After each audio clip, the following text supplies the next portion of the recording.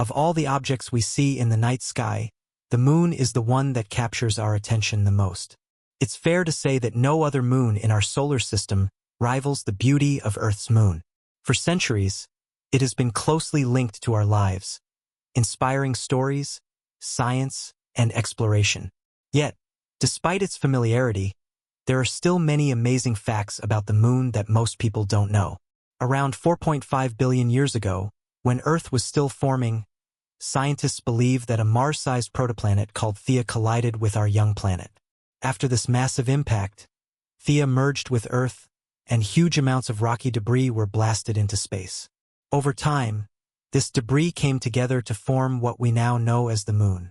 Although this giant impact theory is the most widely accepted explanation for the moon's origin, no one has been able to say with complete certainty exactly how the moon was formed. When the moon first formed, its core was extremely hot, much like Earth's. But over billions of years, it gradually cooled down. As a result, the moon lost its atmosphere. Even though there may be some conditions that could support life, the lack of a proper atmosphere is one of the main reasons why no living organisms exist on the moon. When we look at the moon from Earth, it seems so close that we could almost reach out and touch it. But in reality, the moon is about 240,000 miles away from Earth. That's such a huge distance that all the planets in our solar system could fit side by side between Earth and the moon. The moon takes about 27 days to rotate once on its own axis, and it also takes about 27 days to orbit the Earth. Because these two motions happen at the same rate, the same side of the moon always faces Earth.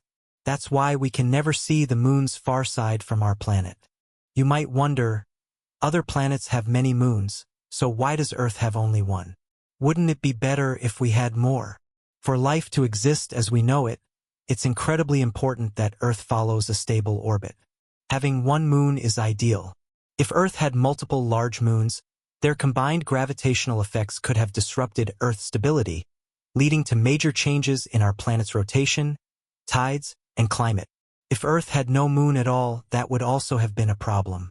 Without the moon, Earth's axial tilt could become unstable, seasons would change dramatically over time, and the tides would be much weaker, affecting many ecosystems. When we look at the moon from Earth, it appears to shine brightly on its own. But the moon doesn't produce any light. The light we see is actually sunlight reflected from its surface. The sun illuminates the moon, and that reflected sunlight is what makes the moon glow in the night sky. Many people think the highest tides occur only during a full moon, but that's not true. High tides also occur during a new moon. In both cases, the sun, Earth, and moon are aligned, allowing their combined gravitational pull to create powerful spring tides, resulting in higher high tides and lower low tides. We've been saying moon all this time, so you might be wondering, doesn't our moon have its own name? Well, it does. Our moon is called Luna. The word moon is actually a common term used to describe any natural satellite that orbits a planet.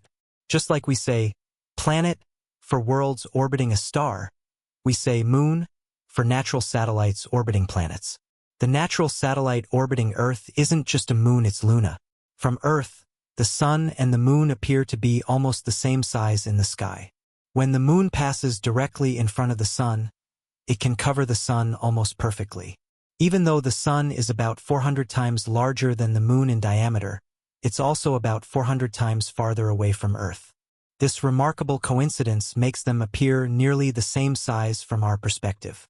That's why, when the moon completely blocks the sun, we witness a spectacular event known as a total solar eclipse. But this won't last forever. Every year, the moon drifts about 3.8 centimeters farther away from Earth. As it continues to move away, it will eventually appear too small in the sky to completely cover the sun.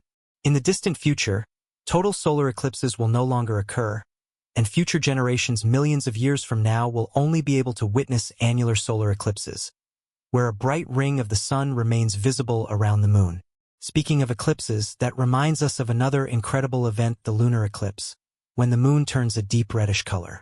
This happens when the Earth moves directly between the sun and the moon. Instead of receiving direct sunlight, the moon is illuminated by sunlight that passes through Earth's atmosphere. Our atmosphere scatters the shorter blue wavelengths and bends the red light toward the moon, giving it its beautiful crimson glow. It's truly one of the most breathtaking sights in the night sky. But despite its beauty, we've also been leaving our mark on the moon. Over decades of space exploration, humans have left behind nearly 200 tons of equipment, spacecraft parts, scientific instruments, and other debris on the lunar surface. Yet, even today, fewer than 20 people have ever set foot on the moon. There's also an interesting piece of history. In the 1950s, the United States even studied the idea of detonating a nuclear bomb on the moon as part of a secret project called Project A119. The plan was never carried out, but it shows how differently people once thought about space. Today, international agreements such as the Outer Space Treaty are intended to ensure that the moon and outer space are used for peaceful purposes. Scientists are now working toward a very different future, building long-term human bases on the moon. Who knows?